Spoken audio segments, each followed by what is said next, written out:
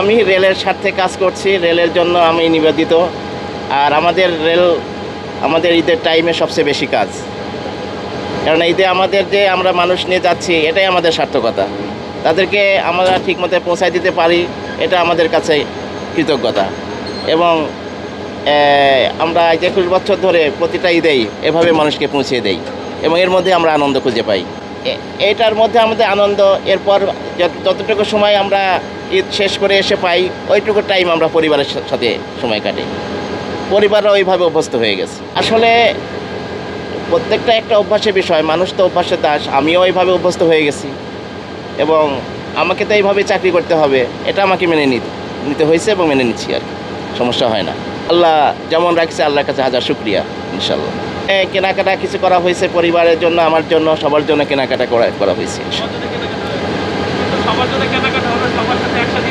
ঈদ অনেক সময় আমরা করতে পারি না, ঈদের বাইরে অনেক সময় বাইরে থাকি, অনেক সময় সকালে এসে ঈদের জামাত ধরি, এরপর পুরো দিনটা কাটাই।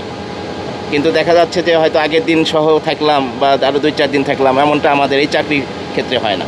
আসলে এটা সেবামূলক প্রতিষ্ঠান, সেবা দেওয়াই আমাদের কাজ। যারা মনে করবে যে আমরা মানুষের সেবা করতে চাই, সেবা করার মন মানসিকতা যাদের আছে এবং ত্যাগের ইচ্ছা যাদের আছে, যারা মোটামুটি নিজেকে ত্যাগ করার ইচ্ছা যাদের আছে, তারা এই চাকরিতে আসার জন্য আমি মনে করি আসতে পারবে। যেহেতু এখানে সেবার একটা বিষয় আছে, মানুষের দোয়ার একটা বিষয় আছে। এতগুলো মানুষের জীবন নিয়ে আমরা যাই এবং এতগুলো মানুষকে আমরা নিরাপদে পৌঁছায় দেই। এমন একটা পেশাতে আমি মনে করি আসলে আমার জন্য মনে হয় বা আমি মনে করি যে আসলে ভালো হবে, খারাপ হবে না। আমি আসলে মোটেই স্বপ্নে ছিলাম না, কারণ আমার বংশের রেলের কোনো চাকরি নেই, একমাত্র আমি। কাজেই আমি যখন চলে আসছি, এখন চলে আসার পর আমি এটাকেই মনে প্রাণে করে নিচ্ছি। আর আসলে যেহেতু এটা একটা সেবামূলক প্রতিষ্ঠান, আমাদের অনেক সময় বিভিন্ন সময় লোকও ফেল হয়, সেই ক্ষেত্রে মানুষের জবাবদিহি দিতে হয়। মানুষরা এসে ভিড় করে, ভাই যাচ্ছেন না কেন কি হয়েছে, আমরা ওদের সাথে সুন্দর ব্যবহার করে এটা সঠিক জবাব দেই।